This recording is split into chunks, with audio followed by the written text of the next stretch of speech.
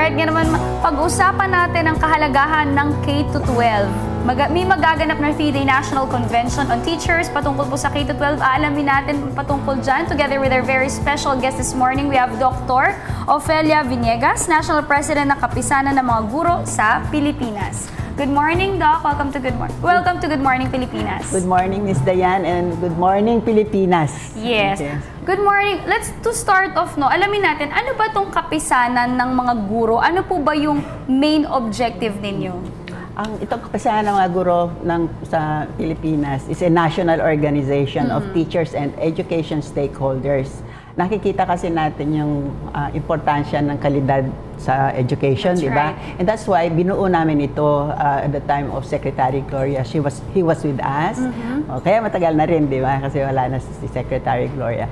So it's actually to consolidate efforts kasi maraming initiatives kabi-kabilaan And so we would like to consolidate efforts towards promoting professional standards of practice in education.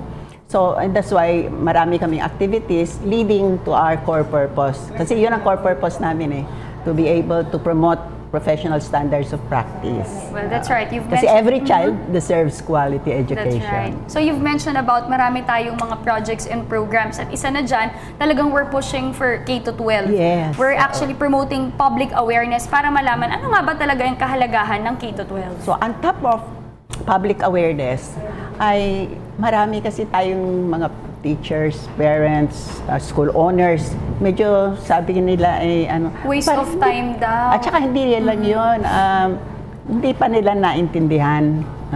And that's why the title of our third national convention is Tracking the Torturous Trail of K-12 from planning to implementation to application.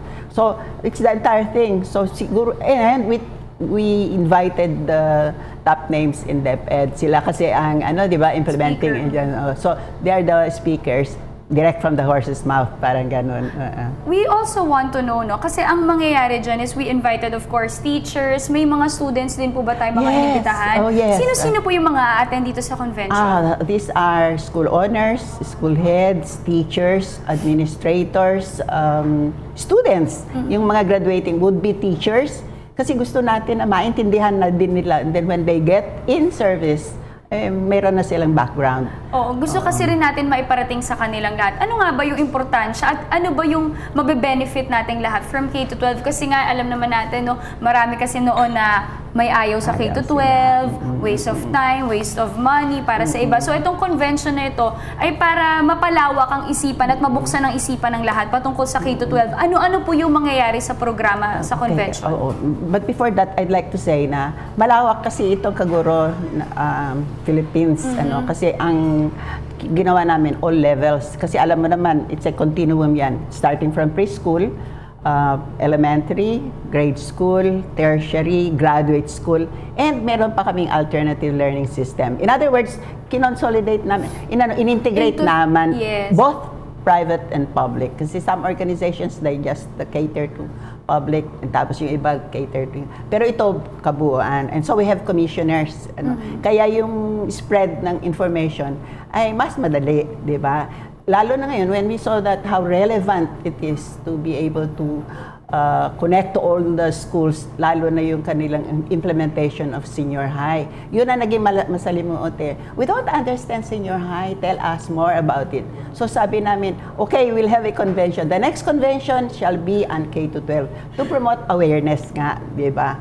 Kasi ang importante dito, I used to be program director for a Southeast Asian Center, and talagang nakita ko nga na many of the countries talaga ay hanggang 12 talaga sila. Totoo. Diba? In fact, ang Philippines na nga talaga ang napag-iiwanan. Kaya kailangan talaga natin magdagdag ng, of course, 2 more years. And of course, para rin naman ito dun sa mga kabataan, para rin naman ito sa kanila, sa future nila, at magagamit rin talaga nila ito. Dahil dapat tumitingin tayo dun sa long-term effects. Exactly. Kasi ang mga sinasabi nilang na yan, dagdag problema, dagdag gastos, yung mga ganun, madali lang naman yan kung tutuusin But we should look at the long-term effect. Tama yung sabi Doc Ofelia, we also want to know, itong convention na ito, there's of course a registration fee. How much is this? For members, it's 1,800, and that includes yung Of course, may entitlements. lunches, and snacks, and certificates of participation, convention kit, yung mga ganun. But for non-members, we'd like to give them the opportunity to become members. It's only 350 pesos. Lifetime pa yan. And to become active on a yearly basis, they pay only 100. Kailangan po mag-member sa Kaguro, sa kapisanan ng mga guro? Not necessarily? Not necessarily. Okay. But we are giving them the opportunity to become members. So, 1,008 plus 350 for non-members. So, why not just join, di ba? Ganun ta. And you become a lifetime member, di ba? Saan po ito magaganap? Dito sa Philippine Information Agency, PIA, Auditorium. Oo, just close by, kapitbahay niyo. Alright, so ang mga attend, again, mga teachers, school Teachers. owners, pati mga students, again, this is open to everyone who wants Yes. to attend. Education stakeholders. Alright, again, before we end, Doc Ofelia, would you like to invite our viewers, of course, to check out your convention? Yes, thank you very much, Ms. Dayan. And I'd like to invite everyone, anyone at all who is interested in education, especially the implementation of K-12, because alam natin medyo masalimuot ang maraming katanungan. So we hope that the 3-day convention from July 29 to 31 will help them understand, and there's a buy-in into the program, ganon. So, if for inquiries, they can call, ako naman ito, direct line ko lang ito. I have a hotline kasi, which is 475-4732. Okay.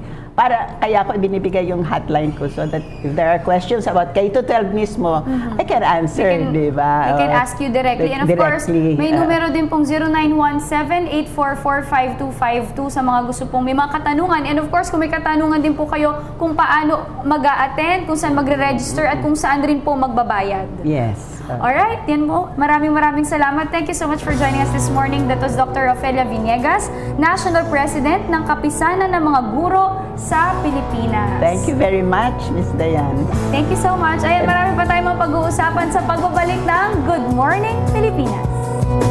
Hi! Ako si Ria Fernandez. Mag-subscribe na sa PTV YouTube channel. I-click lang ang subscribe button.